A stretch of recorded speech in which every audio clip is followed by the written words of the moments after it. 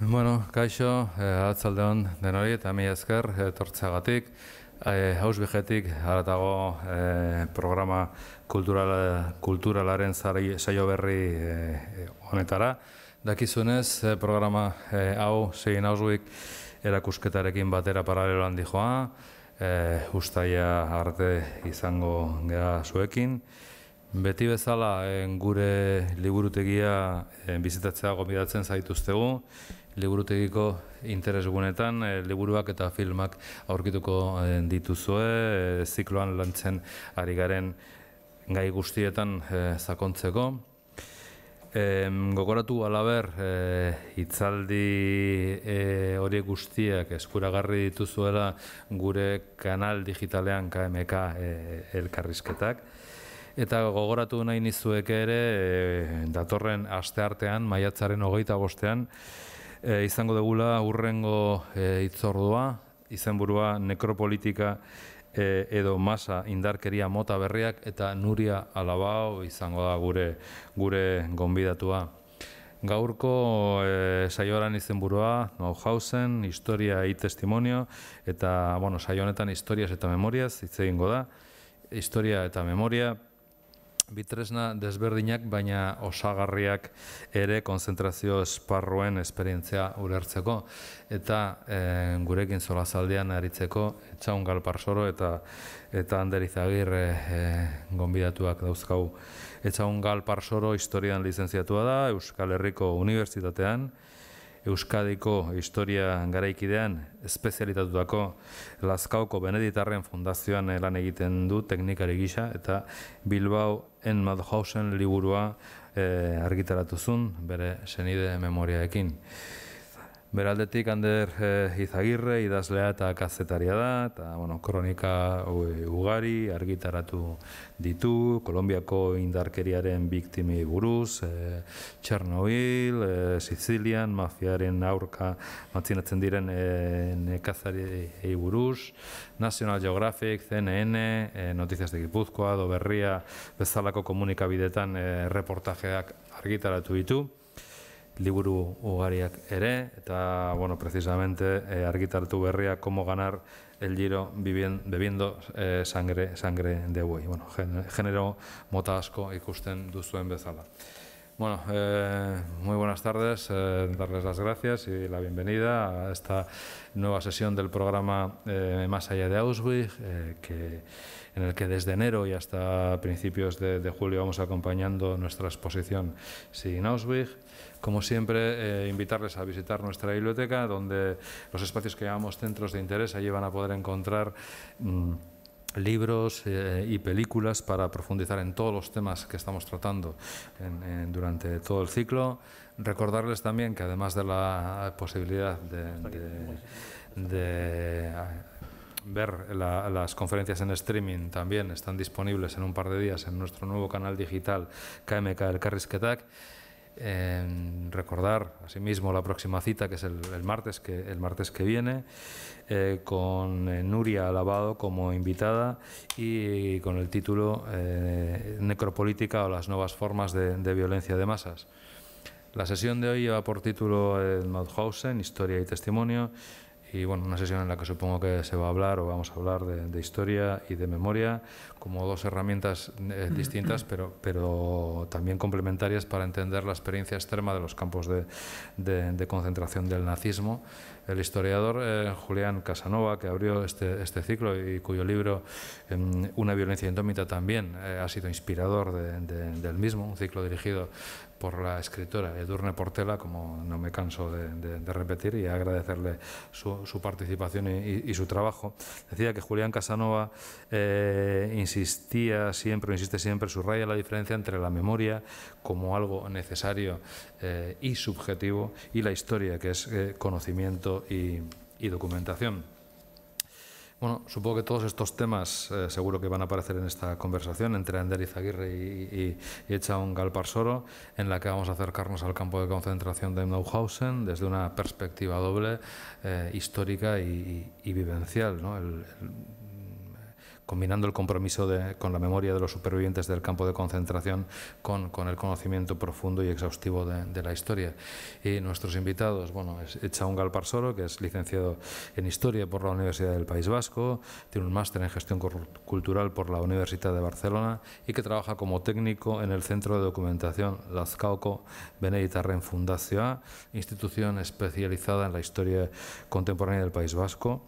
La redacción de las memorias de su pariente Marcelino Bilbao en el libro Bilbao en Mauthausen, publicado por la Editorial Crítica en el año 2020, pues bueno, la ha llevado a investigar la deportación de los republicanos a los campos de concentración del Tercer Reich. Y por otra parte, pues nuestro otro invitado es Ander Izaguirre, escritor y periodista, que bueno, pues ha publicado crónicas muy diversas sobre las víctimas de la violencia en Colombia, los supervivientes de Chernóbil, los campesinos que se rebelan contra la mafia en Sicilia, también sobre una vuelta a España en Vespa. Ha publicado reportajes en numerosos medios de comunicación, desde el National Geographic, CNN, Altair, hasta el Diario Vasco, El País, Noticias de Guipúzcoa o Berría, y es autor de numerosos libros. Acaba de publicar ahora, como les decía antes, Cómo ganar el Giro bebiendo sangre de buey, y está de presentaciones y de tourneas, así que bueno, pues les recomiendo que si pueden se acerquen a alguna de ellas. Y por mi parte nada más, pues en sus manos, vosotros tenéis la palabra. Eskerrik asko. Eskerrik asko, Patxi. Eskerrik asko denoi, etortzeagatik, konpainiagatik. Bueno, yo creo que en una exposición como esta de Seeing Auschwitz y todas las actividades paralelas de la programación, creo que es de verdad un lujo tener a un autor local como Etxaun, que ha hecho una aportación extraordinaria como este libro, ¿no? Digo extraordinaria con plena conciencia. Voy a usar varios adjetivos ahora un poco altisonantes, pero los voy a defender a conciencia. A veces usamos algunos adjetivos un poco fácilmente, ¿no? Un libro imprescindible. Bueno, hay libros buenos, libros mejores, peores. La mayoría, si no existieran, no pasaría nada. Pero hay algunos que de verdad creo que son imprescindibles, y este creo sinceramente que lo es. Pertenece a una categoría que es la del libro necesario porque aporta algo que no estaba hecho, ¿no? No existía algo así.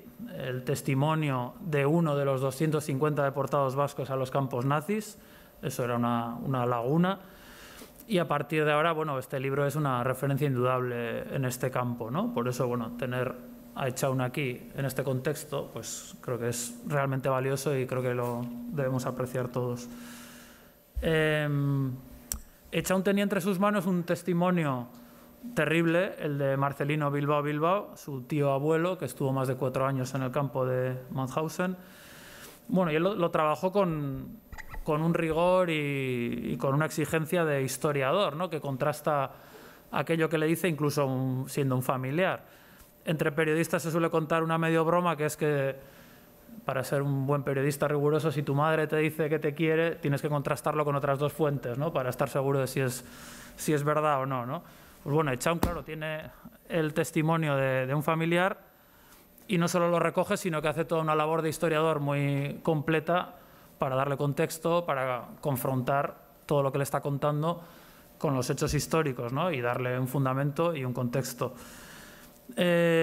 No, por eso no es solo una historia impactante, que lo es, que se lee como una novela, como una aventura, y Etxaun tiene un poco la prevención de decir, bueno, que esto no sea una novela de aventuras, ¿no? de episodios terribles, sino que tiene todo un trabajo histórico para entender lo que hay detrás de esto, el mecanismo, la idea, el sistema que hay detrás de lo que sufrió su tío abuelo. Aquí hay algo previo que me parece muy importante subrayar en Etxaun, que es la capacidad de escuchar. Es interesante, es peculiar el modo en el que él llega a esta historia. Según cuenta, pues siendo adolescente, 14, 15 años, en casa escuchaba las batallitas del tío abuelo, y muchas veces escuchamos batallitas o las oímos pero no las escuchamos, ¿no? Y yo creo, y él nos lo contará, que se encendió algo en él que le hacía darse cuenta de que eso era una historia muy valiosa que merecía ser recogida y contada, ¿no? Ahí está la guerra civil, la huida a Francia, bueno, cuando Marcelino era un chaval de 19 años, me parece, ¿no? el internamiento en campos de refugiados, como el de Gurs, cómo lo mandaron a la línea Maginot a intentar parar a los alemanes, cómo cayó en manos de los alemanes, cómo acabó en el campo de Mauthausen, y en el de Ebensee, que es una aportación también especial de este libro, ¿no? Y Echaun, pues muy joven, con 18 años, prácticamente la edad en la que su tío abuelo vivió todas estas peripecias, supongo que le impresionaría imaginarse en esa misma edad viviendo todas estas historias, y él se puso a grabar esos testimonios, ¿no? Tenía un tesoro ahí de grabaciones que, bueno, pues ya tuvo ese instinto o ese impulso, ¿no? Ya tan joven.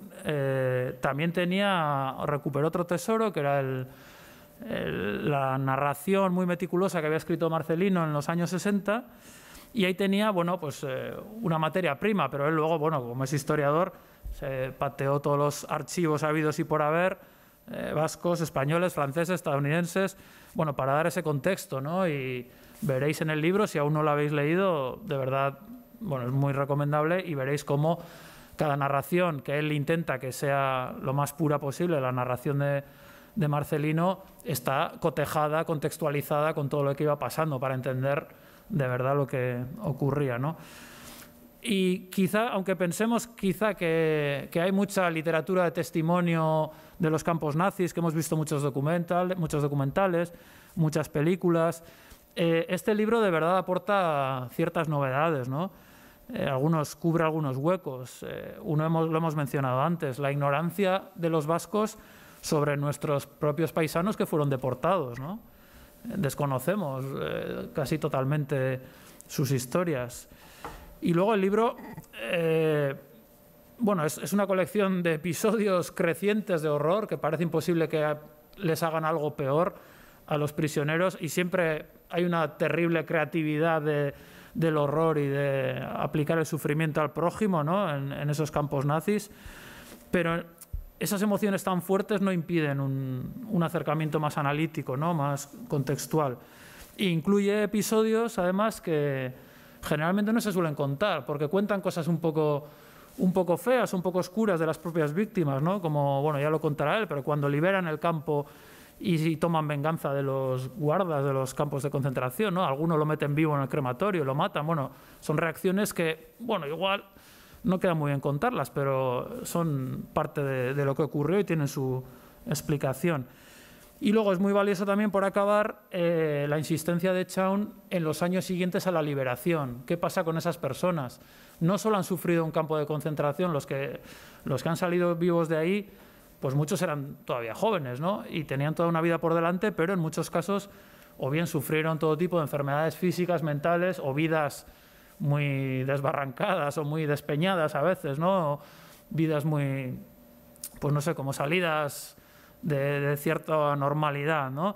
Y él suele decir que el exterminio nazi se prolongó varias décadas en la vida de estas personas, en sus traumas, en sus miedos, en sus conflictos, mientras, por cierto, muchos o algunos de esos nazis vivían cómodamente refugiados, por ejemplo, en España, ¿no? Y eso fue así. Bueno, por eso yo creo que el testimonio de Marcelino y el trabajo de Echaun lo que hacen es reactualizar algo que creo que nunca hay que dejar de contar, ¿no? Y en este caso, bueno, un testimonio de verdad novedoso y, bueno, que nos aporta mucho. Y creo que por eso debemos un agradecimiento a Echaun. Entonces, por empezar, Echaun, pues no sé, como tú quieras, pero quizá podrías empezar contándonos un poco quién era Marcelino Bilbao, ¿no? Vale, atxaldeon guztioi. Bueno, mila esker, Koldo Michelena Kulturuneai, bueno, por invitarme a este ciclo tan potente, que para mí es un honor. Además, con esa exposición que tenemos aquí en el sótano para ver, que para mí es una pasada cómo una empresa de Donosti ha sido capaz de hacer semejante exposición con un fuerte impacto a nivel mundial. Bueno, pude ver la exposición en Madrid. Esta es la exposición de fotografías, digamos, y bueno, pues un placer estar aquí. Bueno, te voy a matizar una cosa antes de responderte a la pregunta. Bueno, Ander ha comentado que es la primera biografía de un deportado vasco. Esto no es cierto. Hay 3 biografías de deportados vascos anteriores. Uno es de Víctor Gómez Barcenilla. El otro es de Fermín Arce, de un hombre de Guecho, que escribió La colina de la muerte. Y es una joya, pero es que es absolutamente desconocida. Es una autoedición del sobrino del deportado. Pachi, te invito a que si podéis, pues lo consigáis para la biblioteca. Y bueno, luego hay otra también muy interesante de Jesús Navarro, que no sé cómo es mi amigo el viento, escapografía de Jesús Navarro. Bueno, esa sí que la tenéis, pero no la podéis coger porque bueno, la tengo en la mochila. Tendréis que esperar 15 días para si la queréis consultar.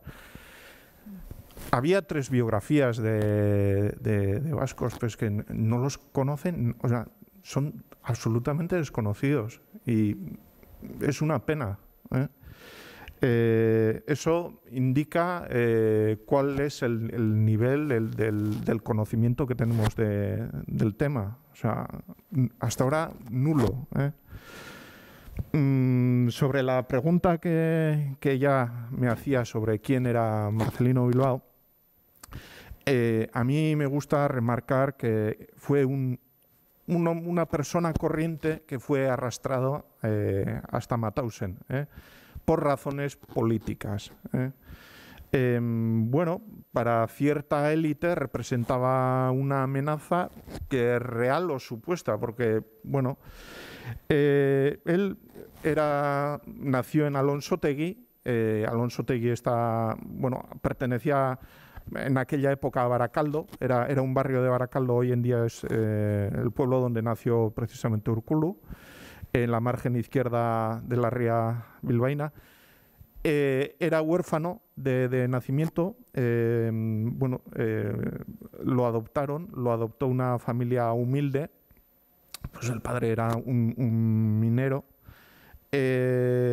Y bueno, Marcelino solía ir a la escuela como cualquier niño, pero lo expulsaron.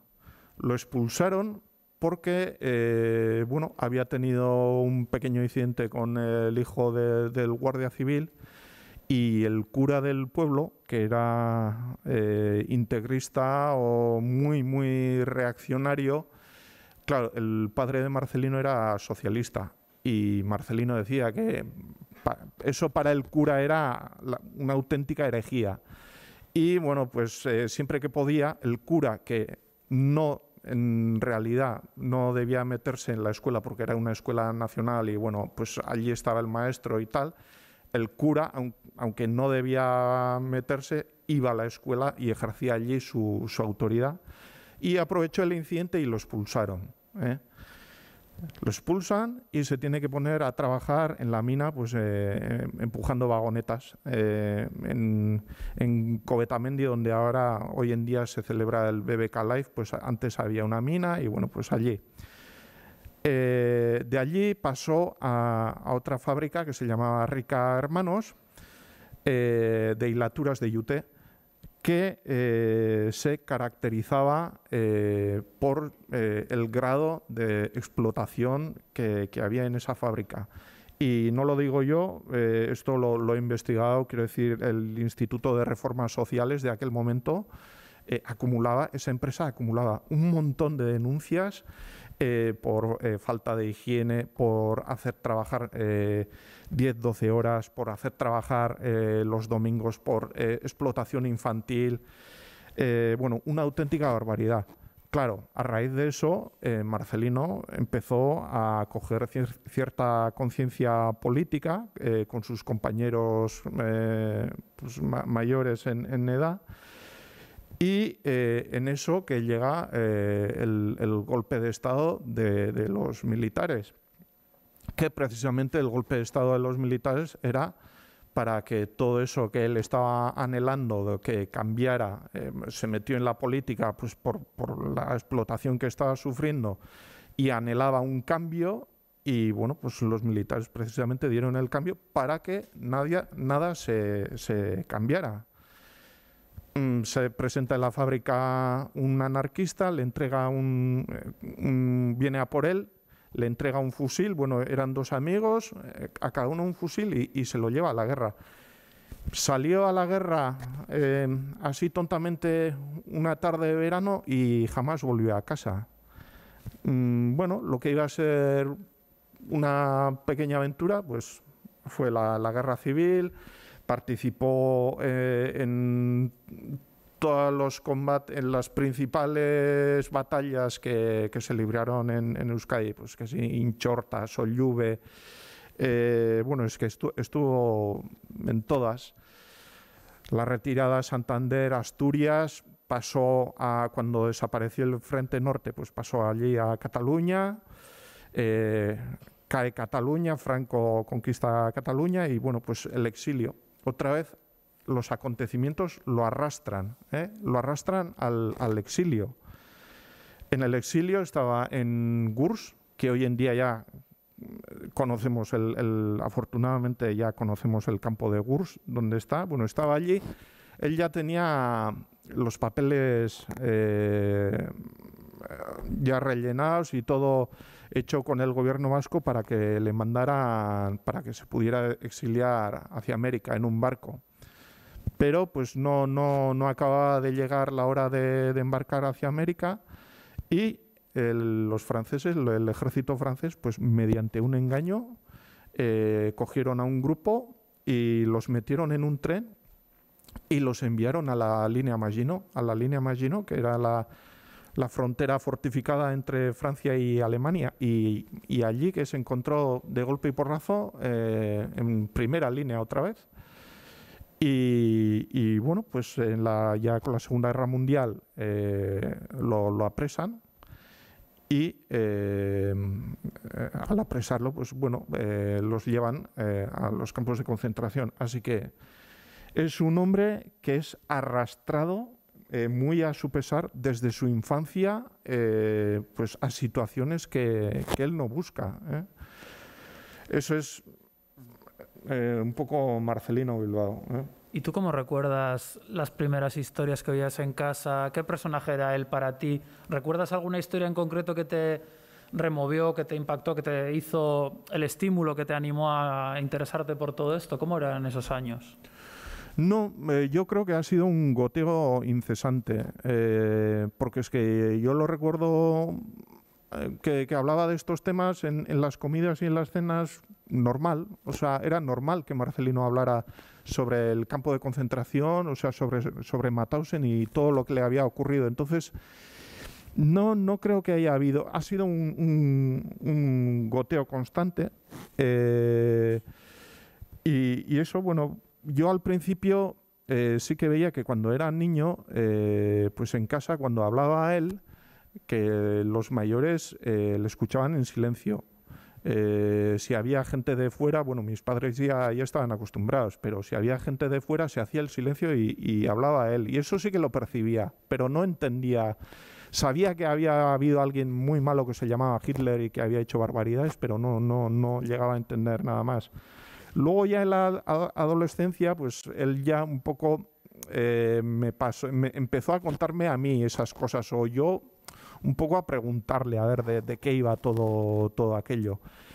Y bueno, yo en la infancia ya le había visto pues que concedía algunas entrevistas y tal, y bueno, yo ya vi que aquello que solía andar con periodistas.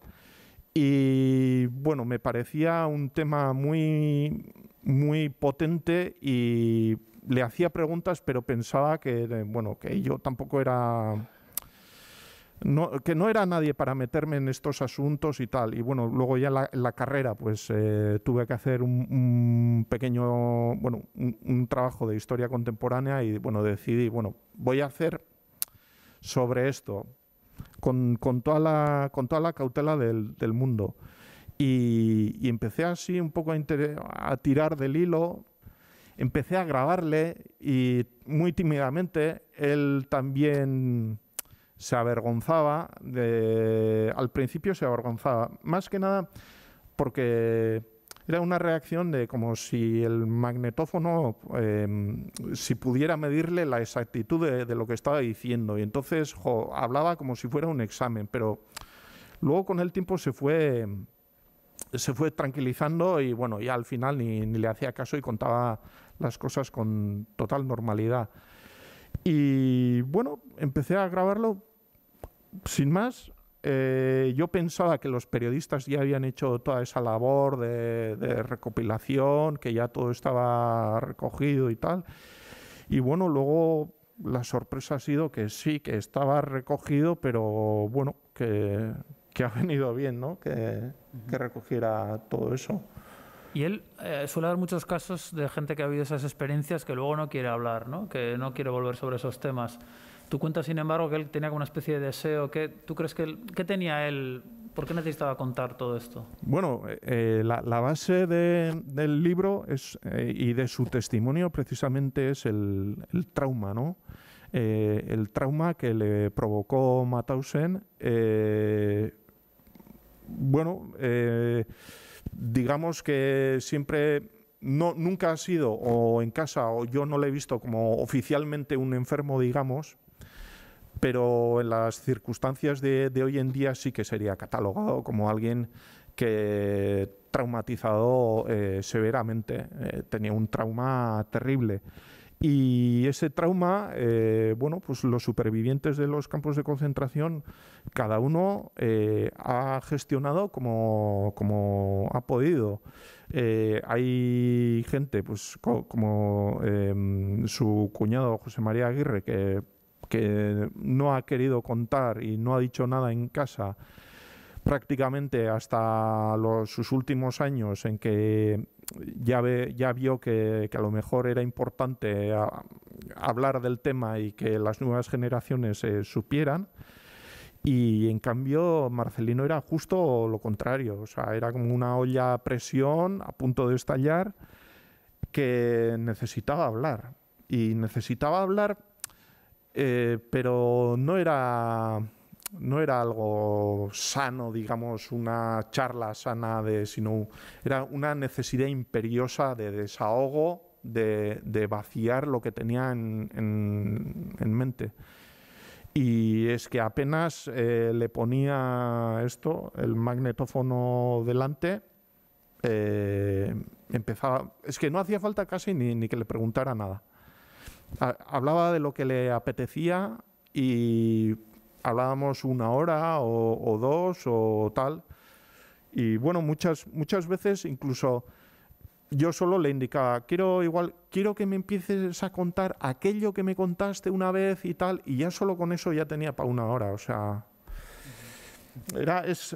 Sí, la base del libro es la gestión, o sea, su trauma, y cómo lo ha gestionado él. ¿Y crees que narrarlo le ayudaba? ¿Era terapéutico? ¿Te lo veías calmado? ¿Notabas algún cambio? Sí, claro que era terapéutico. Lo único que, claro, yo era un chaval, no me daba cuenta de lo que estaba sufriendo cuando me lo contaba, porque muchas veces se escudaba en anécdotas, los contaba a modo de risa.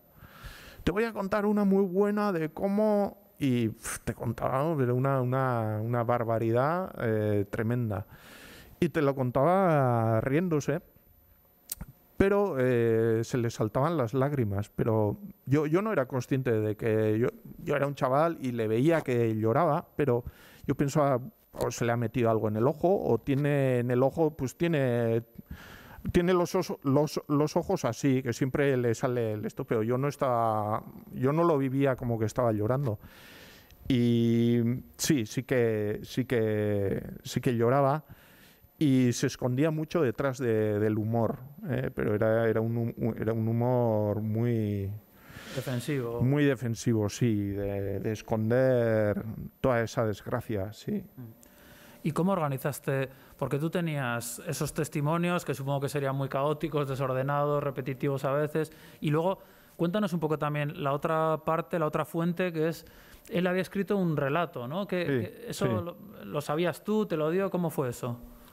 Sí, bueno, eso el relato sí, lo escribió en los años 60 para un libro de testimonios que se publicó en Francia primero en los años 60, que era Triángulo Azul, que era una colección de pues el testimonio de unos 10 o 12 deportados.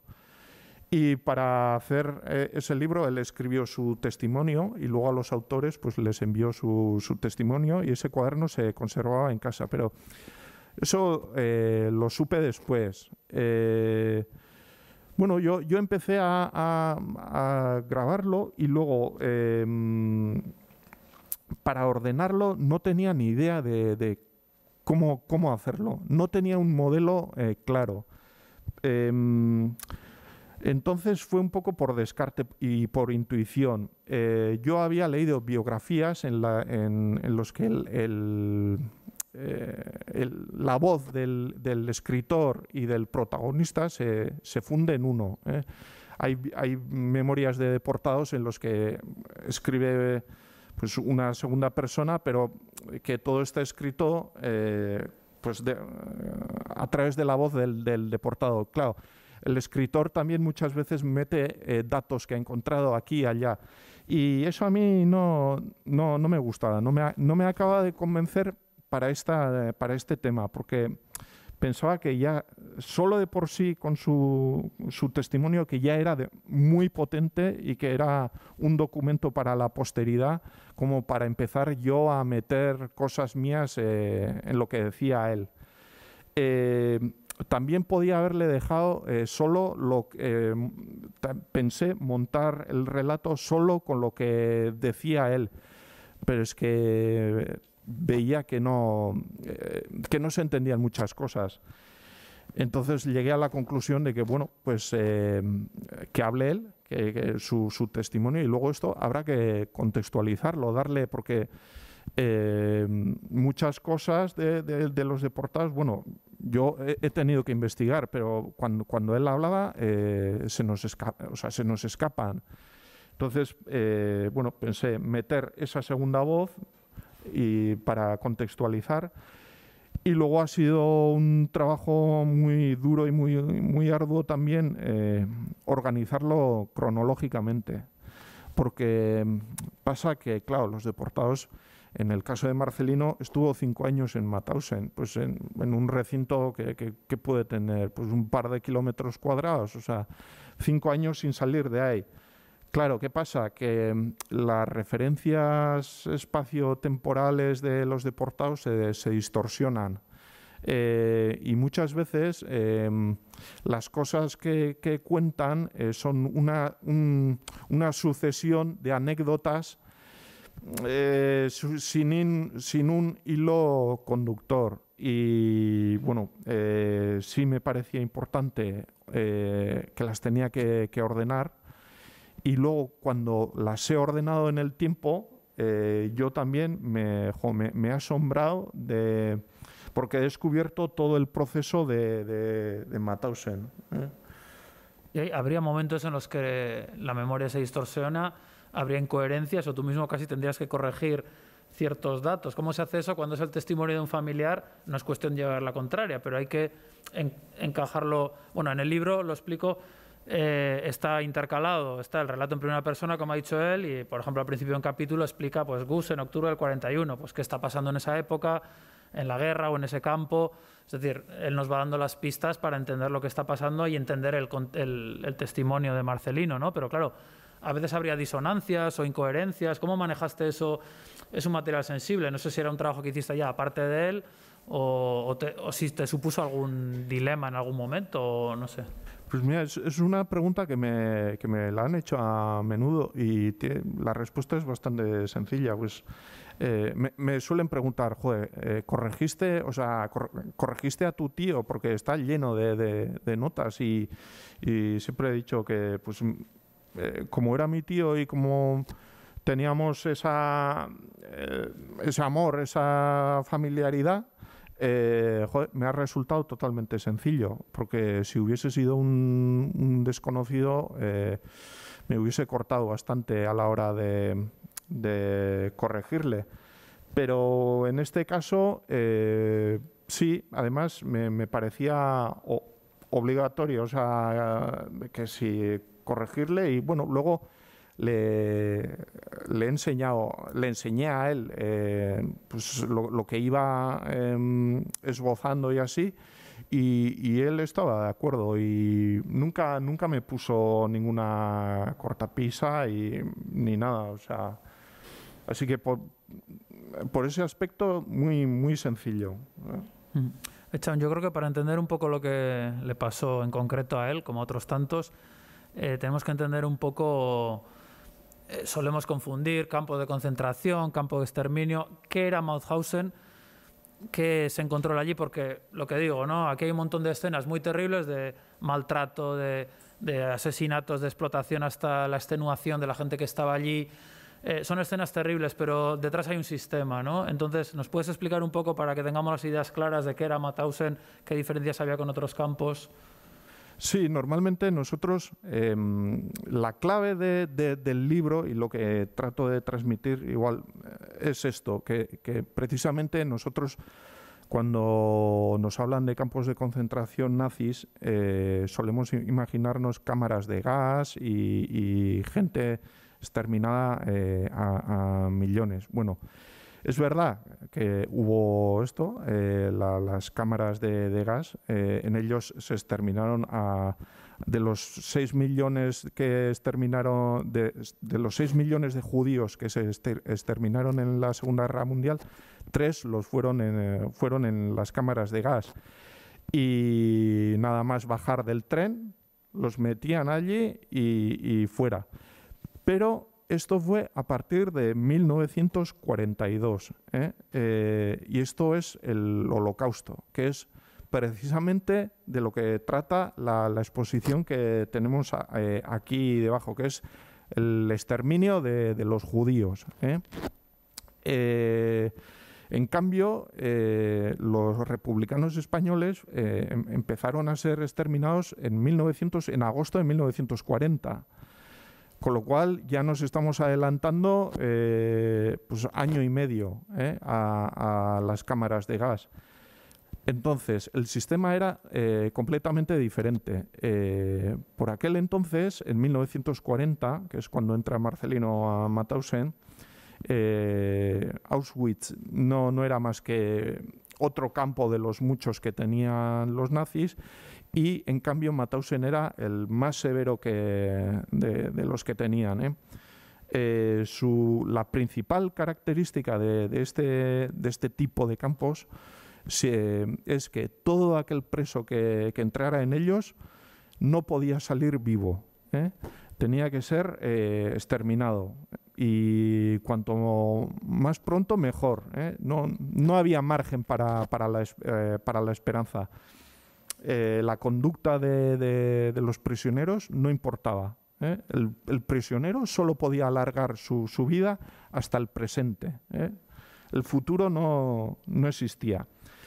Pero esto, por ejemplo, si los comparamos con los campos que en aquella época tenía Franco en España, Franco sí que mataba a diestro y siniestro, pero en los campos de Franco no todos aquellos que entraran en los campos de Franco estaban destinados a ser asesinados sí o sí. ¿Cómo se asesinaba?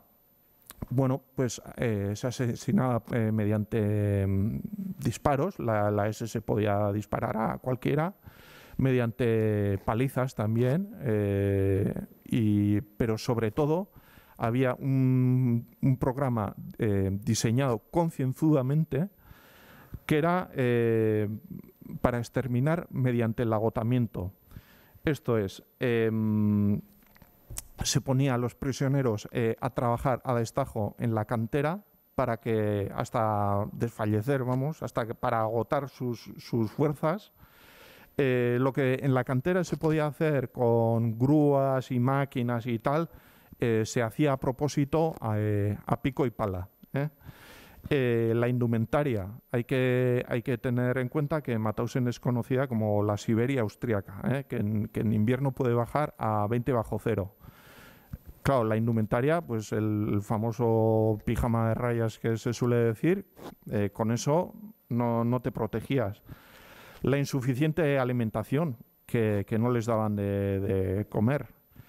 Y bueno, pues con todo eso, el hacinamiento y las enfermedades que se iban generando iban diezmando muy severamente a la población.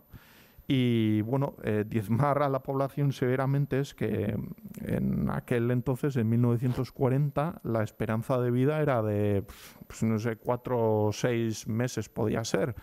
Por ejemplo, en el libro hablo de su amigo Ángel Elejalde, que entró en agosto del 40, Marcelino entró en diciembre del 40, y bueno, en el libro cuento cómo cuando Marcelino entra a Mauthausen se encuentran y Marcelino no reconoce a su amigo que lo ha dejado pues 10 meses atrás o no, medio año atrás en la línea Maginot.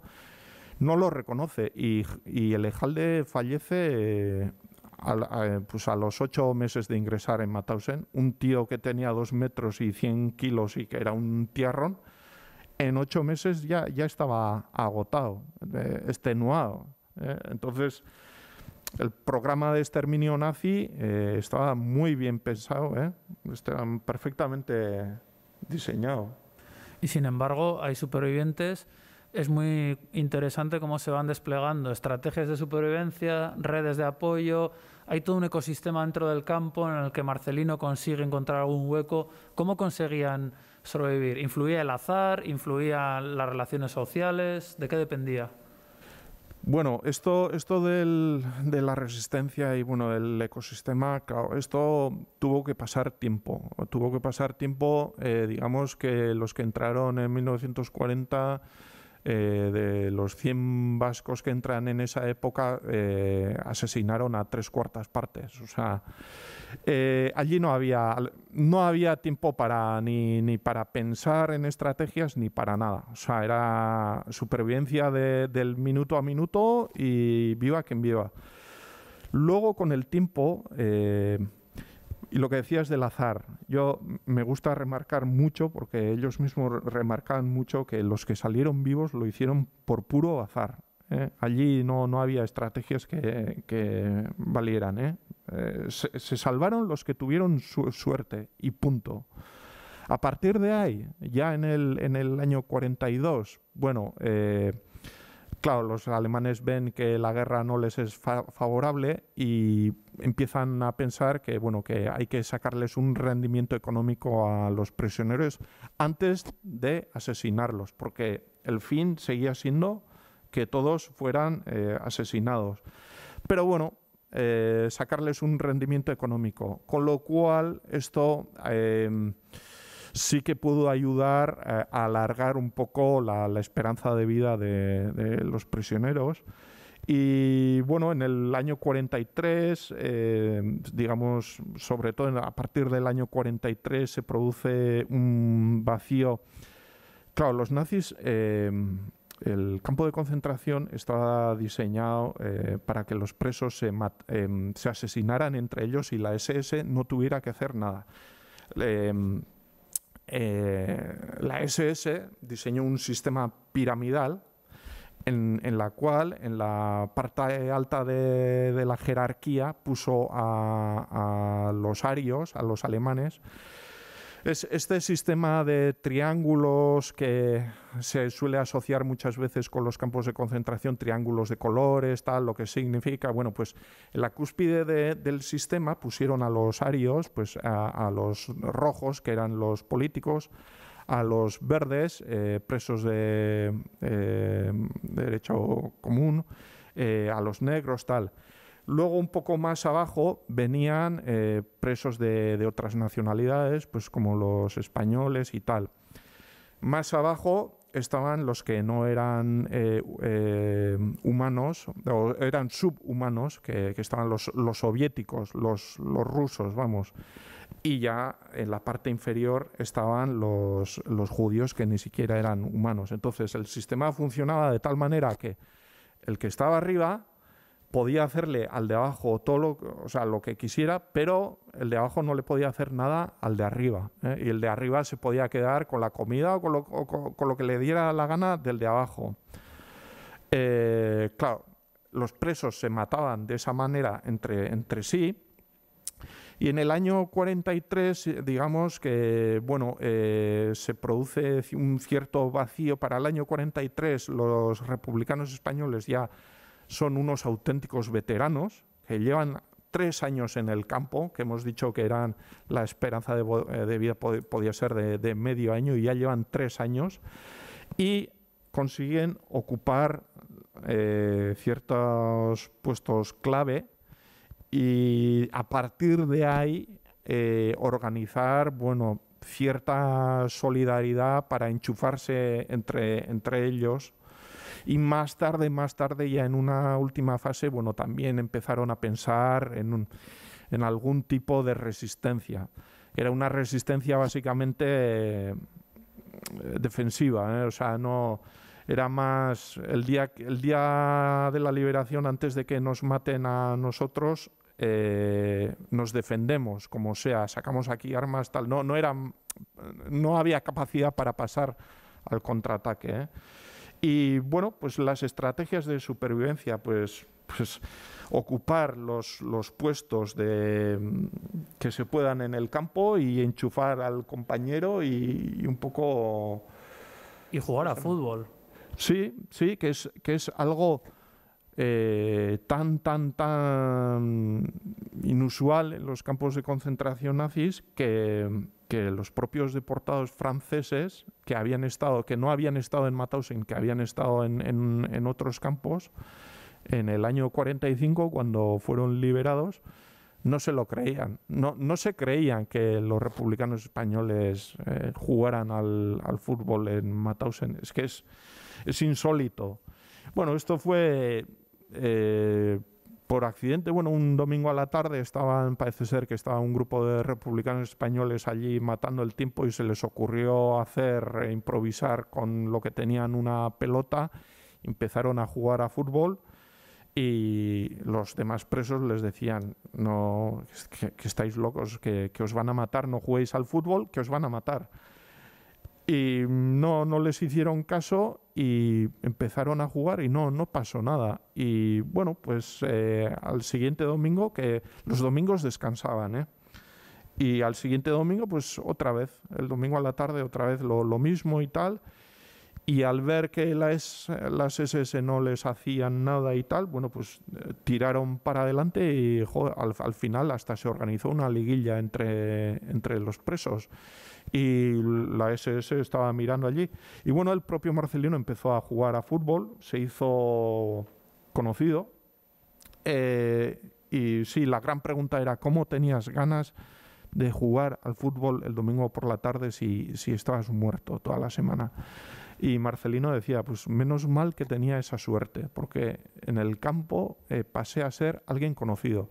Yo me acuerdo que cuando me lo contaba, esto sería en el 96 o 98 tal, me decía, por aquel entonces jugaba Figo en el Barcelona, no en el Madrid, me decía: es que era como Figo, que en el campo era súper conocido. Claro, esto me permitía, la fama me permitía, me daban, los alemanes me daban una gamela de más, la gamela, la sopa, un plato de sopa de más, o una colilla, que él no fumaba, pero claro, en Mauthausen una colilla valía oro y que podías intercambiar con lo que sea.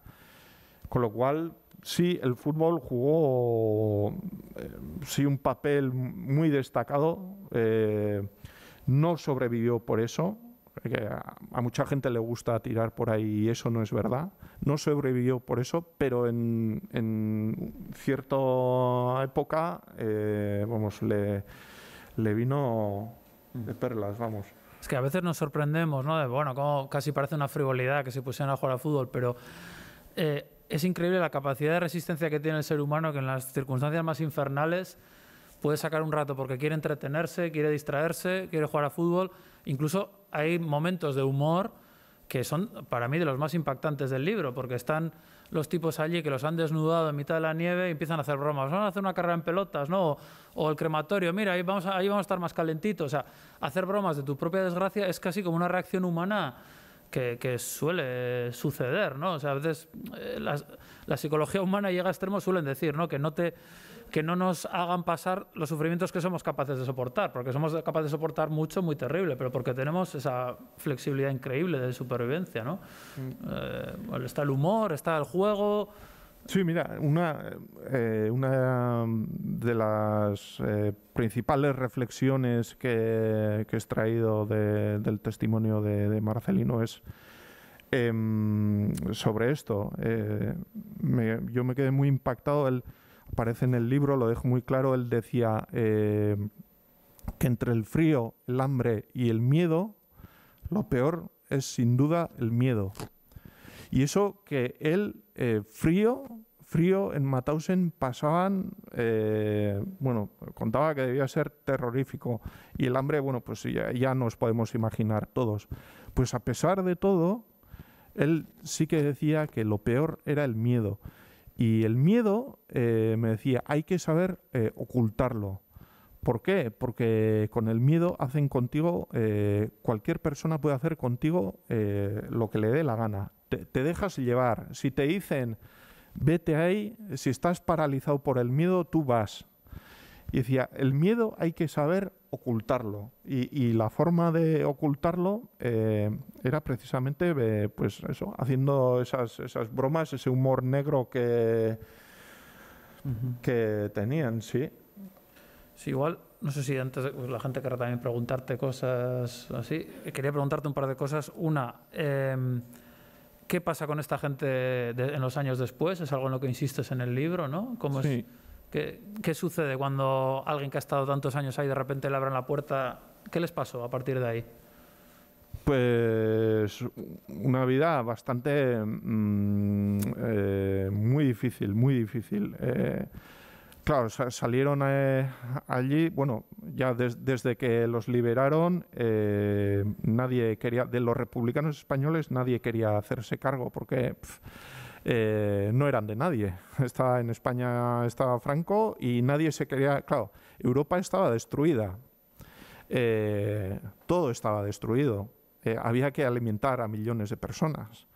Y de repente que un grupo de personas de que no sabes cuántos miles pueden ser, a ver quién quiere alimentarlos. Hasta que, bueno, a Francia no le quedó otra, porque es que habían llegado a los campos habían llegado a Mauthausen precisamente por combatir el fascismo en Francia. Y, bueno, Francia pues se tuvo que hacer cargo. Y bueno, cuando volvieron fue un auténtico drama, porque la mayoría de ellos ni es que sabía francés, ni tenía familia en Francia, ni tenía amigos, ni tenía un antiguo empleo al que poder reengancharse, o sea, nada.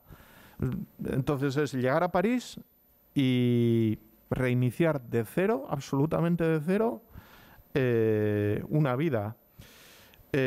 Bueno, afortunadamente Marcelino pudo porque se echó mano de su amigo, de José María Aguirre, se fue a su casa y bueno, lo acogieron y bueno, se casó con la hermana de José Mari y bueno, entonces José Mari y Marcelino se hicieron cuñados y bueno, pues claro que la familia de José Mari también era exiliada, estaban exiliados en Francia y bueno, pues encontró aquello, pero por ejemplo, el deportado más conocido actualmente en España es Francisco Bosch, el fotógrafo de Mauthausen.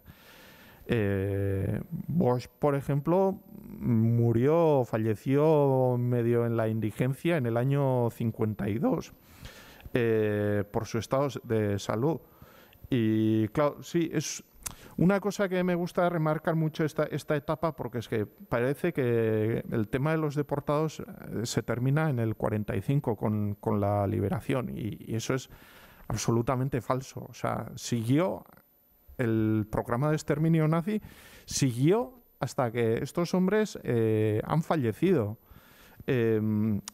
Por ejemplo, Alejandro Elizalde, un deportado del Bastán, falleció pues en el 46, yo creo, o sea, a los pocos meses de salir con vida.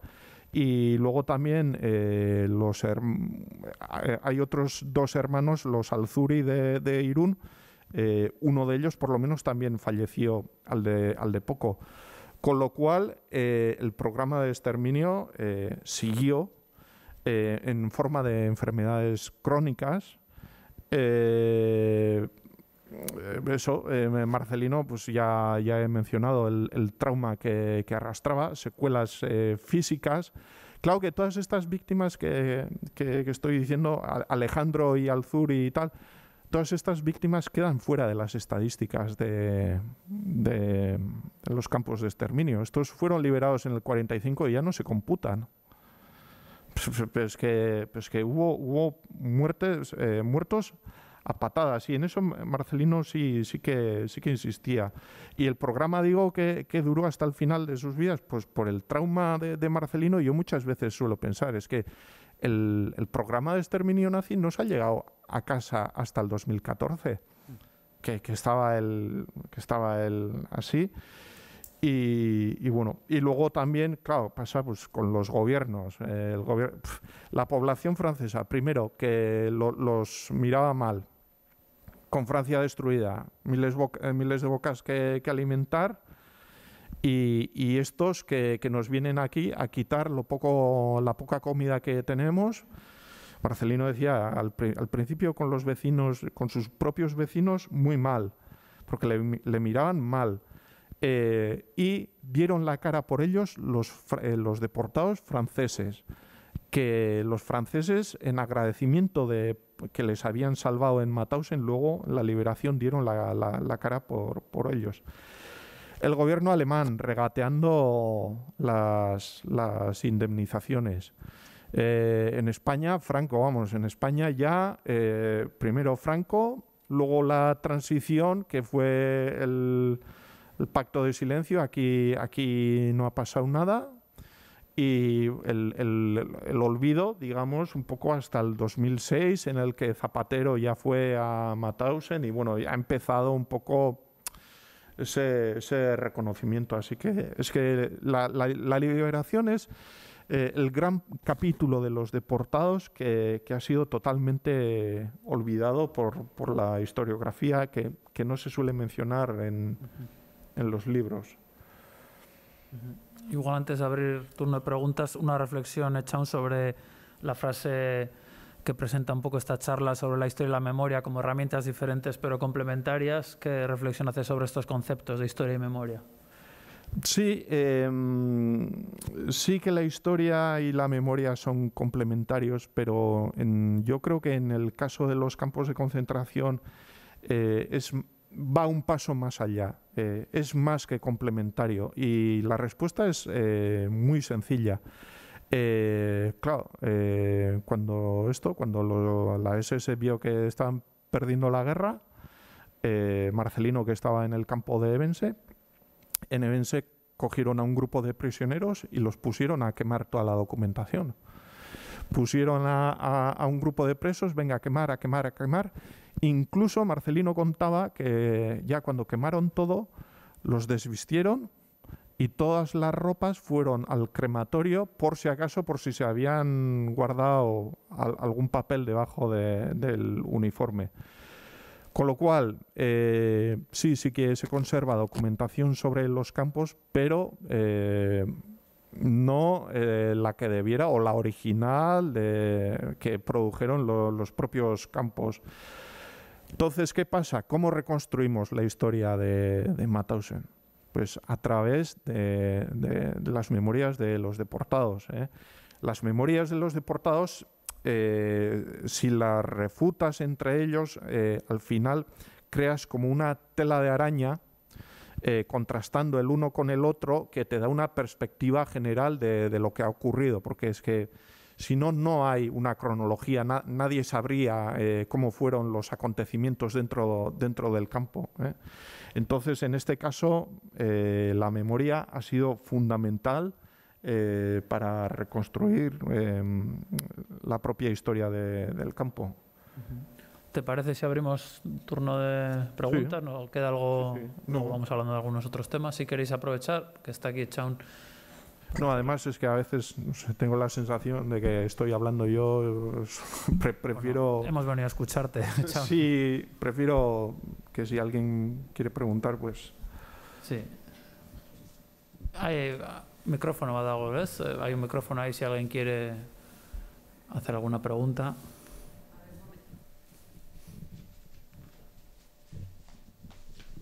Va por allí, ¿no? Sí.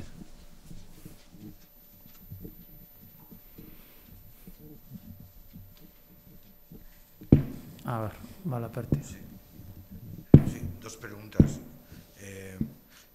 Saber quién los liberó, o sea, si fueron los rusos, fueron los americanos o los otros. Y hace 2 semanas hemos visto en Tabacalera un documental, una película documental sobre los campos de concentración después de la liberación, terrible, impactados terminamos todos. Y entonces, una pregunta, si entre los documentos que tenían que quemar, si también había posibles filmaciones o así. Sí. De hecho, bueno, la segunda pregunta, de hecho, los republicanos españoles salvaron Bosch, Francisco Bosch, que tan conocido se ha hecho, afortunadamente. Sí, la SS tenía un archivo fotográfico muy potente que lo destruyeron por completo. Y claro, las fotos que conservamos de Mauthausen es precisamente porque los republicanos españoles se atrevieron a robar y a guardarlos por la posteridad. Y es que realmente hay más fotos por ahí pues del Holocausto y tal, pero son muy pocas, o sea, son contadas y tal. Y pues hay cierta abundancia de Mauthausen gracias a los republicanos españoles, pues a que salvaron parte de ese archivo fotográfico. Y la liberación, pues mira, a Marcelino le tocó la liberación, está en Evense. Evense es un subcampo dependiente de Mauthausen, que dicho así, pues puede parecer que era un campo pequeño, pero que en el momento de su liberación había 18.000 presos vivos. Y estaba pues allí cerca de Linz, y justo a él, Evense estaba justo, ya fue el último campo en ser liberado, y era el centro justo entre los dos frentes, entre los soviéticos que avanzaban y los americanos, y ya fue el último campo porque casi se juntaron allí los americanos y los soviéticos. Evense fue liberado por los americanos. Bueno, pero Marcelino no guardaba muy buen recuerdo de los americanos, de su comportamiento. Y bueno, como al ser liberados nadie se quería hacer, la Cruz Roja Internacional en un primer momento se desentendió, no quiso hacerse cargo de los republicanos españoles, decidieron irse a Viena, porque en Viena estaban los soviéticos, y dijeron, los soviéticos nos van a ayudar, y se fueron andando. Pues ahora no me acuerdo cuántos eran, pero eran 180 kilómetros, si no recuerdo mal. Allí se fueron un grupo y, bueno, los soviéticos sí, les dieron de comer, les dieron dinero, ropa, tal y cual, pero les dijeron, mira, que la Unión Soviética está muy mal y de vosotros se tiene que hacer cargo Francia, y tenéis que marcharos a Francia. Y así se fue de Viena a París. Pero vamos, que si fuera por ellos, se iban a la Unión Soviética. Además, es que en el campo habían hecho muy buenas migas con los soviéticos, ¿eh? Claro que eran republicanos españoles. La guerra civil, pues la ayuda que prestó la Unión Soviética y tal, bueno, pues les estaban muy agradecido. ¿Alguna otra pregunta?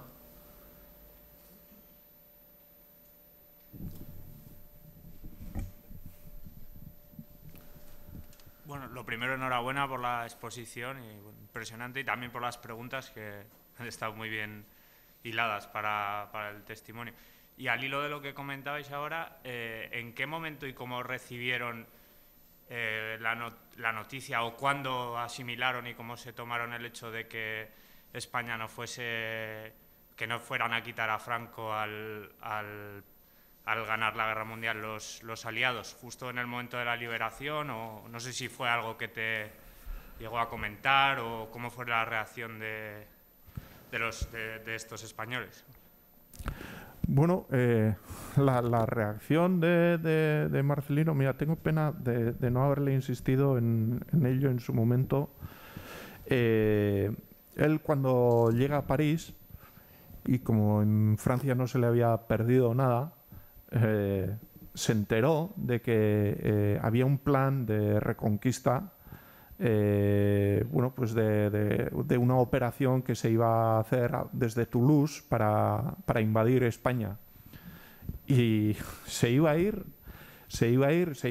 a implicar otra vez ahí como teniente de la República. Él quería participar. En Francia es que no se le había perdido nada.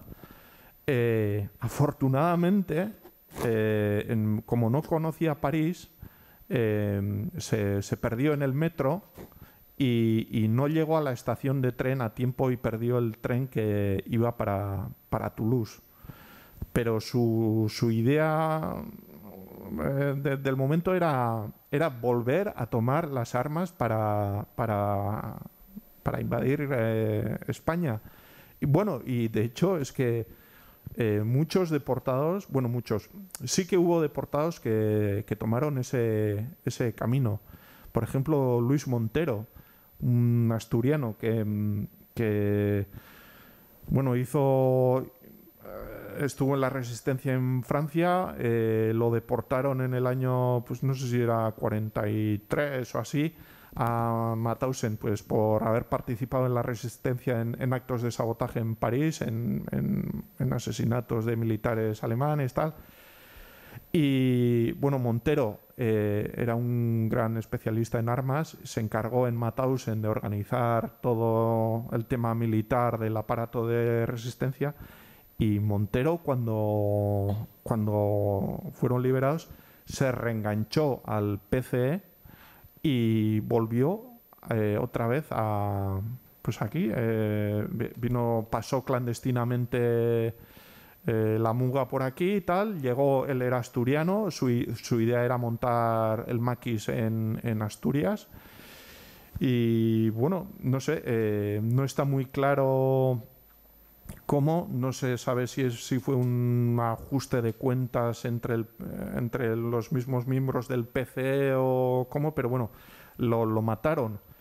Y bueno, luego también Marcelino tenía otro amigo, muy buen amigo, que no me acuerdo ahora del nombre, pero estaba también Azaustre, que estaba implicado, no sé si era con Grimao, o bueno, total, que vino no sé cuándo regresó no sé si era a Barcelona, pues en los años 50 o tal, y otra vez se metió, pues eso, con que si los guerrilleros y tal, y sí hubo de eso. Claro, luego pues que no quitaran a Franco, pues una auténtica decepción, es poco, claro, una hecatombe para todo ese exilio, sí. pensaban que iban a quitar a Franco o que se iba a hacer algo y nadie movió un dedo. Pero bueno, yo creo que la liberación ha sido una sucesión de decepciones, iba a decir, decepciones poco, o sea, de palos uno detrás de otro, ¿eh? O sea...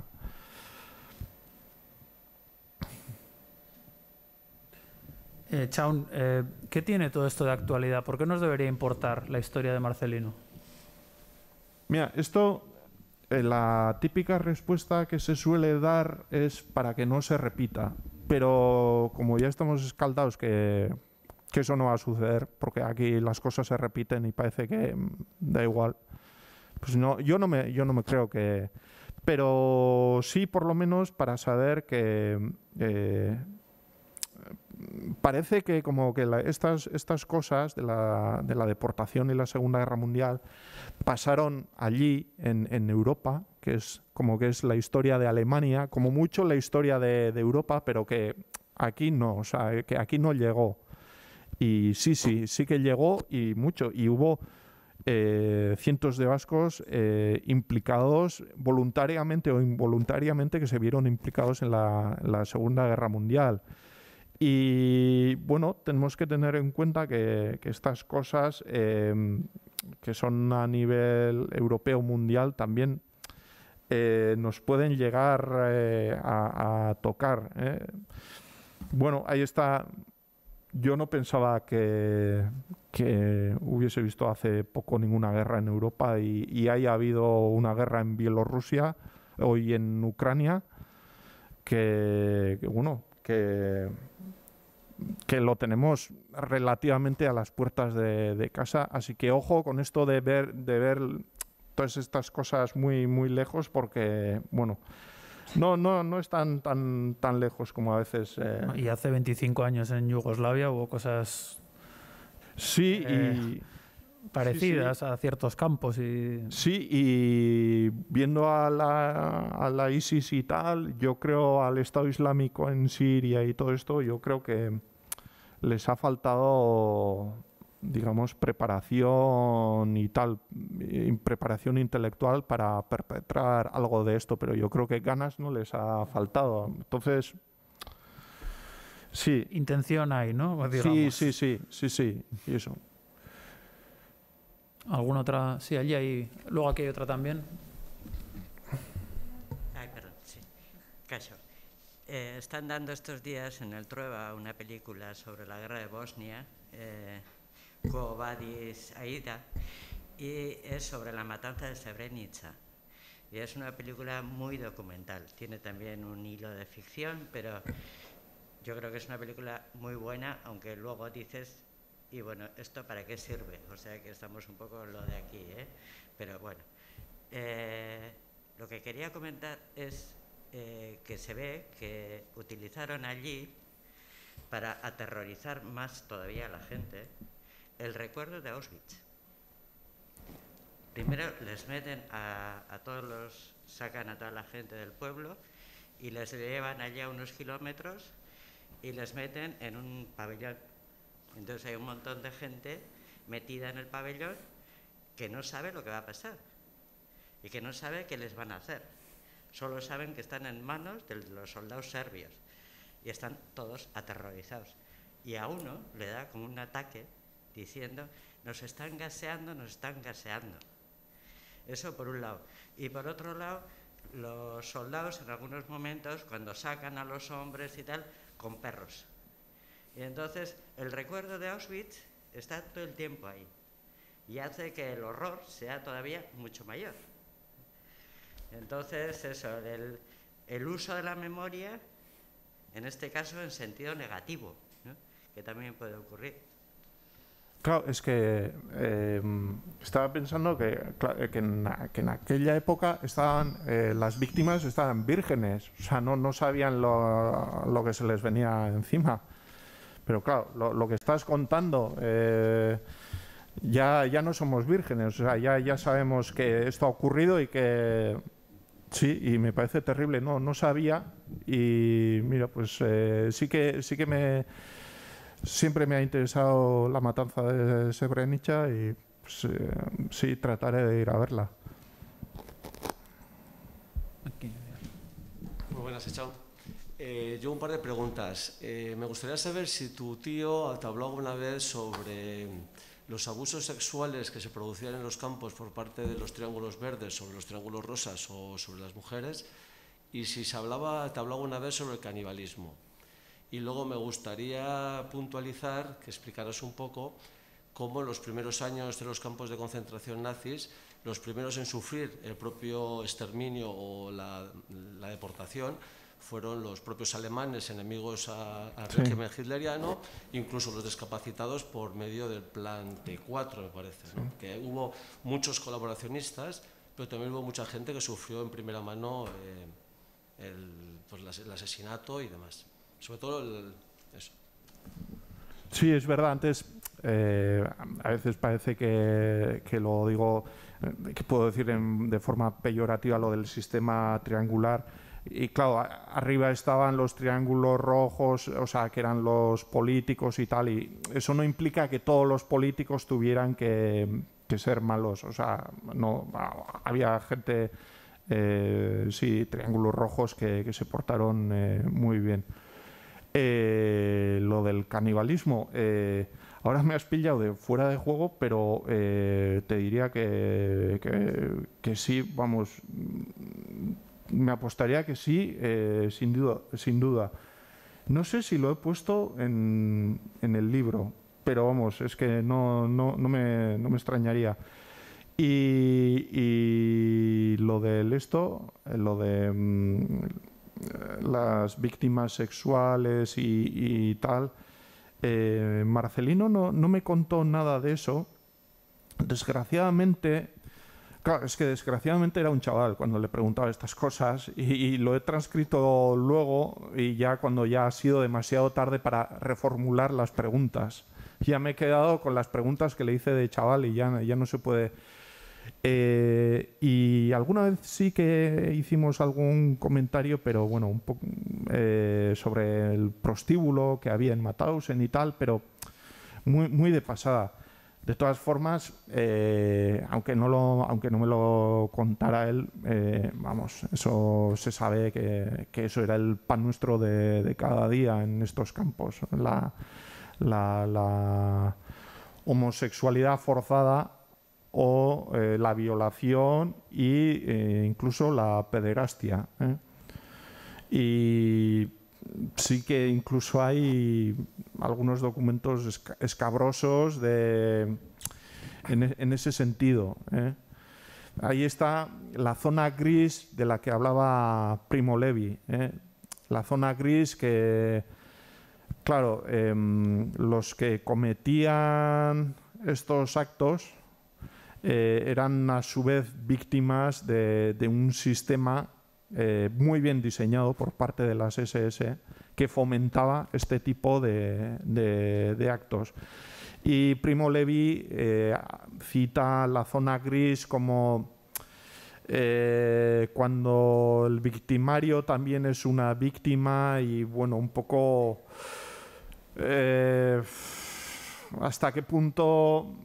Claro que son culpables toda esta gente pues, el que practicaba la pederastia, el que ejercía la pederastia es culpable, pero ¿hasta qué punto en un sistema de concentración podemos aplicar los valores éticos y morales normales de la calle? Es un asunto muy espinoso, sí. Muy desagradable, pero que está ahí y que sí. Aquí hay una pregunta. Bueno, más que una pregunta, es una pregunta o una reflexión. ¿Tienes la sensación de que Mauthausen, después de la guerra, casi estuvo a punto de desaparecer? Lo digo porque quizá, como el título de todo este ciclo, Auschwitz, está en la mente de todo el mundo. Auschwitz, el campo base principal, Birkenau, se mantiene.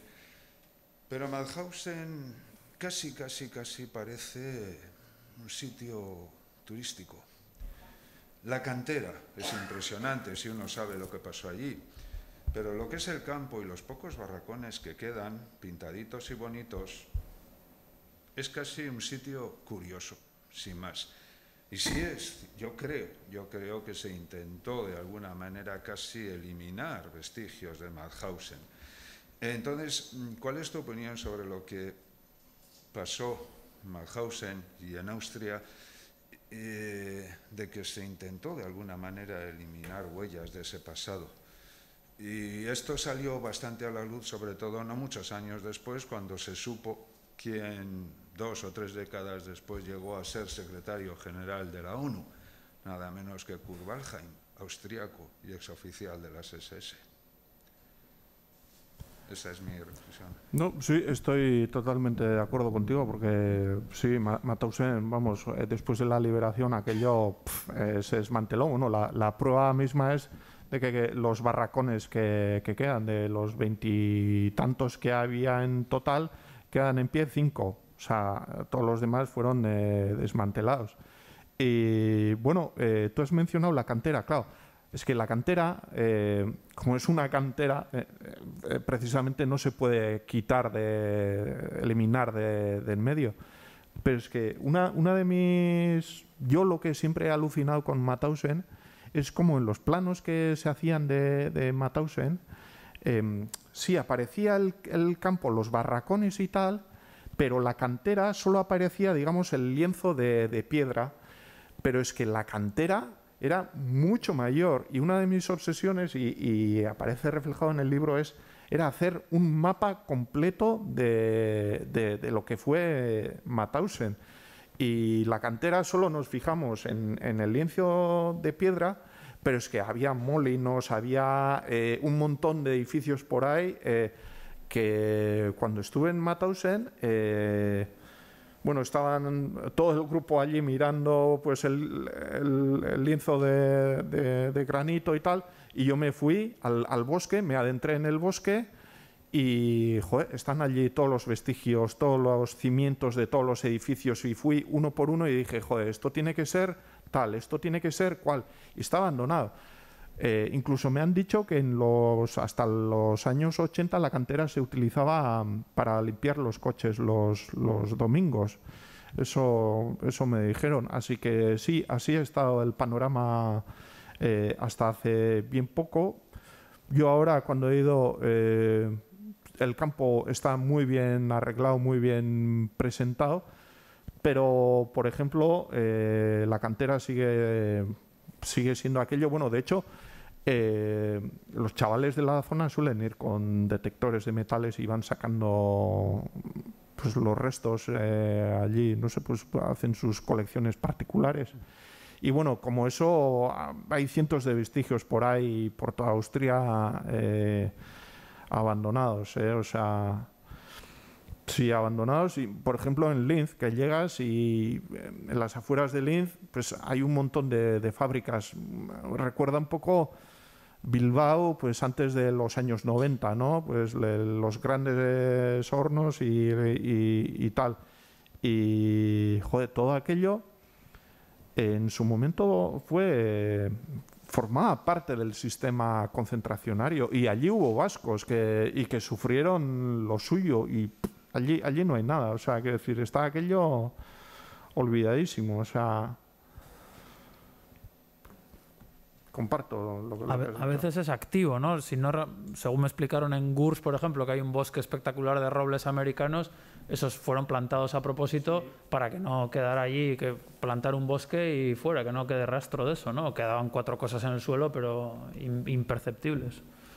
O sea, que ese bosque es un bosque de la desmemoria a conciencia. Sí, bueno, y Gusen, el campo anexo de Mauthausen, Gusen era donde los nazis remataban la faena. Todo aquel que estaba en Mauthausen estaba ya moribundo, lo enviaban a Gusen, que estaba a 3 kilómetros, para que lo mataran allí. Bueno, de hecho, casi todos los vascos que fueron asesinados en Mauthausen lo fueron en Gusen.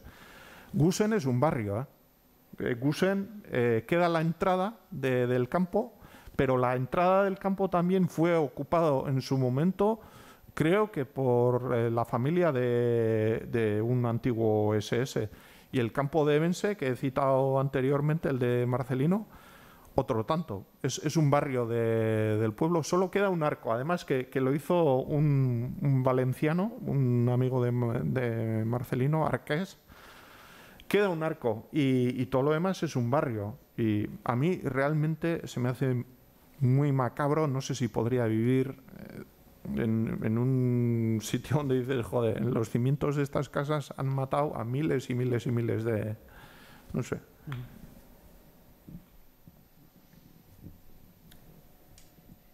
Esterik, no sé cómo vamos, Pachi, Sí, son nos 8:30 vamos casi. terminando ya, si no hay más preguntas. ¿Tienes tú alguna?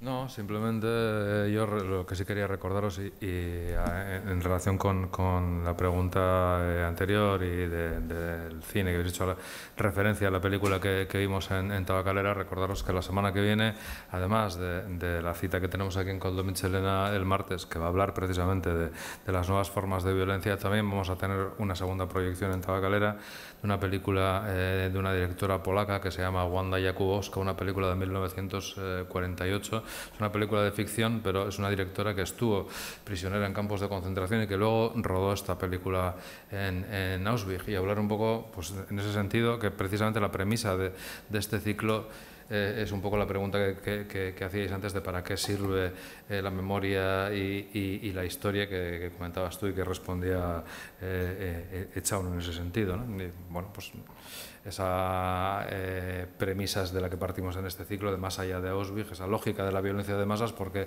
si bien el Holocausto es algo, un fenómeno singular, esa lógica de la violencia de masas sí que precede al Holocausto y le sigue después. Pues ya habéis hablado de Yugoslavia, Srebrenica o otras violencias de masas totalmente contemporáneas. Así que bueno, si este ciclo y este punto de reflexión sirve precisamente para algo, pues bienvenido sea y animaros a todos y todas a que sigáis acompañándonos hasta finales de junio. Y agradeceros vuestra presencia y espero veros que nos veamos el martes que viene y el jueves en Tabacalera. Así que eskerrik asko eta mila esker etortzagatik eta mila esker Etxaun eta Ander solasaldi zoragarri batagatik.